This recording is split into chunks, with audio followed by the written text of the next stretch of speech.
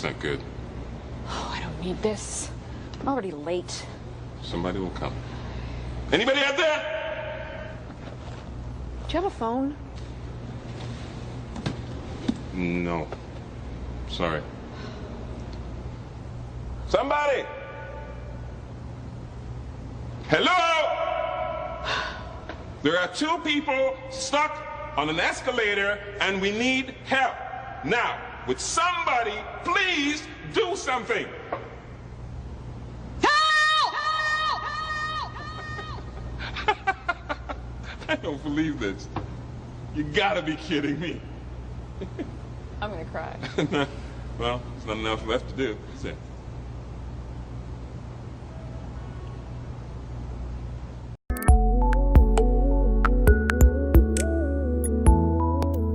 You know, as ridiculous as it seems when we watch that video, I would bet that most of us have responded the exact same way when faced with problems that seem insurmountable in the moment.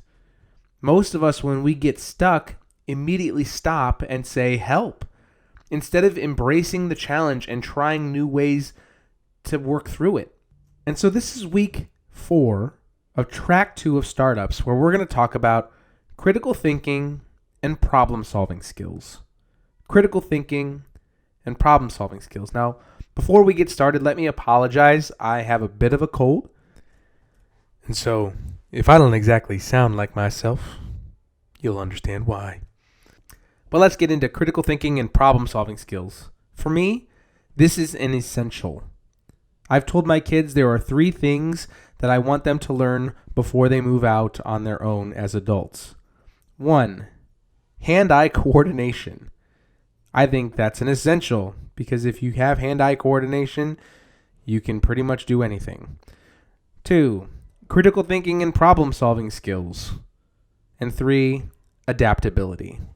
So let's focus today on critical thinking and problem-solving skills. In the real world, we all encounter problems that are complex, not well-defined, and that lack a clear solution or a clear approach. And we need to be able to identify and apply different strategies to solve these problems.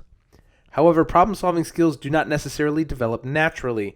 They need to be explicitly taught in a way that can be transferred across multiple settings and contexts. In terms of critical thinking, our adult life is a series of micro and macro decisions, of choices and of judgments. And we want these choices and these actions to be good ones that work for us. And we can help ensure that this will happen by checking our assumptions that lie behind these decisions. And whether it's good things or bad things, happy memories or traumas, we are shaped by our past. We begin to recognize patterns and form connections between events, whether they're related or not. For example, if as a child you touched the stove while it was hot, chances are from that point on you'll think that the stove is hot. And when you go to a friend's house, you may be hesitant to even go near the stove just in case it hurts you. You make an assumption based on your history.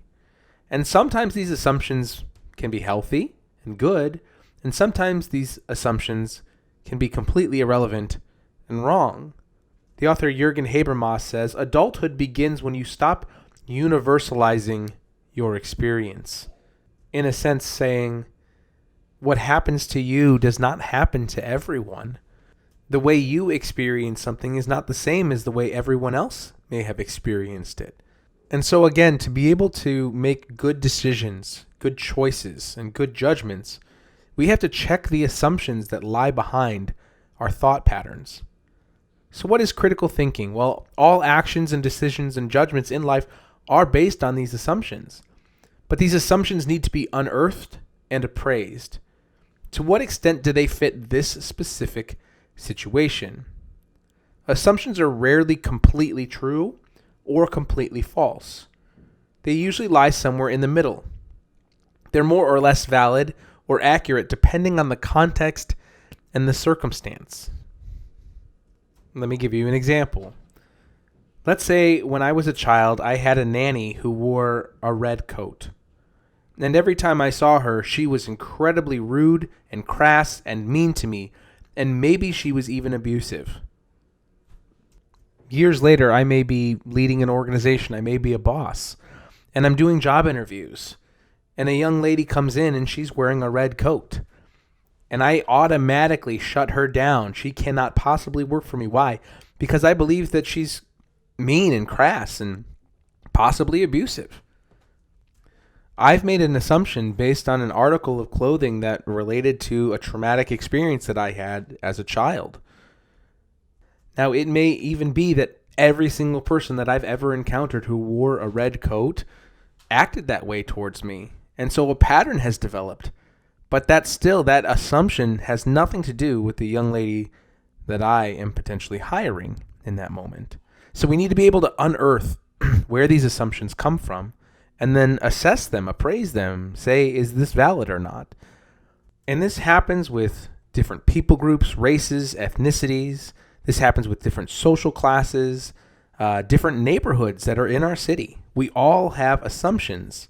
Now, obviously, the one I've just mentioned is unhealthy, but there are healthy assumptions as well. If I see that the stove is on, I can assume it's hot and I shouldn't touch it. So it's not necessarily that assumptions are good or bad. Again, we just need to unearth where they came from and then appraise them, evaluate them, assess them. Is this one healthy or unhealthy? Is this one true or not true? In order to truly, clearly, critically think. So the first thing would be to ask yourself, do I have any assumptions based on this decision that I'm trying to make or this problem that I'm trying to solve? And if I do have assumptions, where did they come from? And are they valid in this context or in this circumstance? And then what we can do is explore alternatives. We try to see our decisions, our actions, and our practices from different, multiple viewpoints and in different and multiple contexts. This is a huge emphasis at our church. Our mission is many voices with one call. I cannot possibly assume to know what life is like to live as a woman, as a black person, as a Hispanic, as an Asian. I cannot possibly know what it's like to live as someone who is incredibly wealthy or as an addict living on the streets. I cannot assume knowing what it's like growing up in Europe or Asia or Australia, because that wasn't my context. That wasn't my culture or my subculture. That wasn't my experience. And there's something really healthy about getting people with a variety of different experiences, different backgrounds, different ethnicities and social classes, different age groups even, to engage different perspectives, to see things as others see them. And so part of exploring alternative thoughts and alternative ideas is opening ourselves up to new experiences and new information. And for some odd reason, Christians are terrified of this process, of thinking of things from different perspectives, or validating other experiences, or even coming to understanding different information. It's as if the thought is, learning something new threatens what I already know. Or that asking questions somehow threatens my beliefs and my faith. And I would argue that if that's the case, your faith is pretty weak. If new information or new questions can possibly shake the foundations of what you believe, then your foundation seems pretty shaky to begin with. Most people respond in shock when they learn that I have read the Book of Mormon, the Watchtower, the Tao Te Ching, much of the Tripitaka, and the Quran. But reading through these other religious texts did not shake my faith in any way. In fact, if anything, it solidified my faith. And in the context of what we're talking about regarding critical thinking, it gave me different perspectives to be able to see the world and worldviews from someone else's perspective. So, in order to critically think well, we need to unearth and appraise our assumptions, explore alternatives, and understand different perspectives. So what about problem solving? Well, if you're around me for any amount of time, you're going to find that I normalize struggles. Meaning I intentionally put people into what I know to be safe situations where they're going to need to problem solve things, and then I get to see how they do. Problem solving is just being mindful of how you get unstuck. When the escalator breaks down, what do? Do you scream for help? Do you hop on your cell phone and call a repairman? Or do you look at the escalator and say, you know what? It may not be moving anymore, but now I have stairs that I can walk up. And obviously that's just a humorous, ridiculous situation, but these things happen to us on a daily basis. Your computer freezes up. What do? Do you immediately call the Genius Bar or the Geek Squad at Best Buy? Or do you work through the problem, isolating issues and trying multiple different angles of problem solving? If your car stalls out on the side of the road, do you immediately call a tow truck? Or do you think, maybe I ran out of gas? Could this be the battery? Is it filled up with oil? Do you try to problem solve it before just giving up or shouting help? And this obviously goes far beyond just mechanical or hardware issues. This can be in marriage and in parenting, in relationships with your neighbors or your coworkers. Chances are you face problem-solving issues every day at work. And so again, problem solving is just being mindful of how you get unstuck. So let me give you 10 tips really quickly on how to problem solve a little bit better. Number 1, identify the problem. If your car stalls out on the side of the road, is it gas?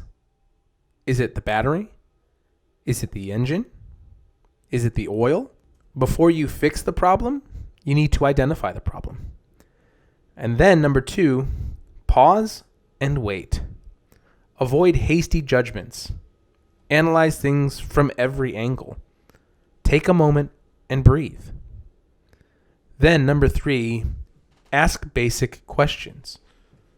How can I solve this problem? Are there any people that I know that can help me solve this problem? Are there perspectives that I simply can't see right now? Number 4, question basic assumptions. Do I have basic assumptions about this problem? If so, what are they? Where do they come from? Why am I feeling this way about this problem? Question basic assumptions.